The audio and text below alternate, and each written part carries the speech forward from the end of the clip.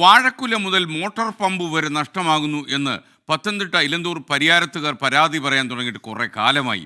ഒടുവിൽ കള്ളനെ ആറന്മുള പോലീസ് പൊക്കി. ആ കള്ളന്റെ കഥയിലേക്ക്. മുത്തെന്നാണ് നാട്ടുകാർ വിളിക്കുന്നത്.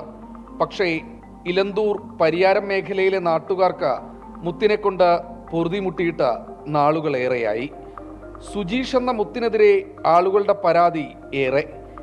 വാഴക്കുല, വിറക്, മോട്ടോർ എന്ന് വേണ്ട, ദൃഷ്ടി പതിഞ്ഞാൽ ഇയാൾ പൊക്കിയിരിക്കും.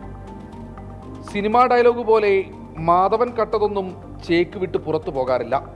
അങ്ങനെ കഴിഞ്ഞ ദിവസം പരിയാരം സ്വദേശി മഞ്ജുവിൻ്റെ വീട്ടുമുറ്റത്തിരുന്ന 2 സ്റ്റീൽ ഡെസ്കുകൾ മുത്തു കൊണ്ടുപോയി. ആറന്മുള പോലീസ് മുത്തിനെ പൊക്കി. നമ്മൾ ഇത് ഒന്ന് എടുത്തുകൊണ്ട് പോയ ആളിൻ്റെ പേര് മുത്തന്ന വിജയൻ എന്ന് പറയുന്ന ഒരു ഓട്ടോ ഓടിക്കുന്ന ഒരാളിനെ വിളിച്ചുകൊണ്ട് വന്നാണ് എടുത്തത്.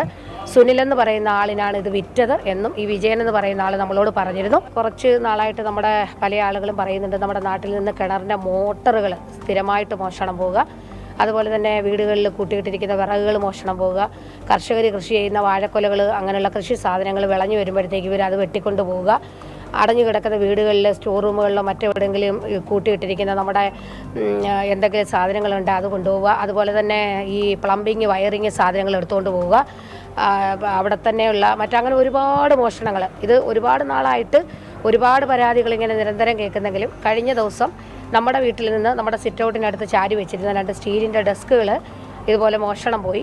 മോഷണം മുതൽ തേടി പോലീസിനധികം മെനക്കെടേണ്ടി വന്നില്ല. നേരത്തെ പറഞ്ഞില്ലേ, മുത്ത് കട്ടതൊന്നും ഇലന്തൂർ വിട്ട് പുറത്തു പോകാറില്ല.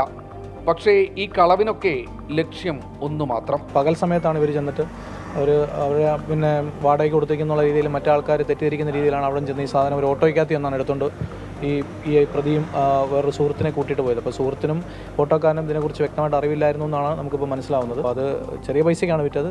കാര്യം മദ്യപാന ശീലമൊക്കെ കാര്യങ്ങളൊക്കെ ഉള്ളതാണ്. അപ്പോൾ അതിൻ്റെ ആവശ്യത്തിലേക്ക് വേണ്ടിയിട്ട് ഇത് കൈക്കലാക്കിയതായാൽ പിന്നെ മോഷണം നടത്തിയായിട്ടാണ് നമുക്ക് മനസ്സിലാവുന്നത്. പല മോഷണങ്ങളും ഇയാൾ നടത്തുന്നത് ഒറ്റയ്ക്കല്ലെന്ന് നാട്ടുകാർ പറയുന്നുണ്ട്. കൂട്ടാളികളെപ്പറ്റി ഏതാണ്ട് വിവരം ലഭിച്ചിട്ടുണ്ട്.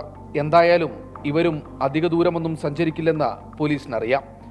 ഏറി വന്നാൽ പത്തനംതിട്ട ബീവറേജസ് കോർപ്പറേഷന്റെ ഔട്ട്ലെറ്റിന് മുൻപിൽ നിന്ന് പ്രതികളെ കിട്ടും. 24 പത്തനംതിട്ട.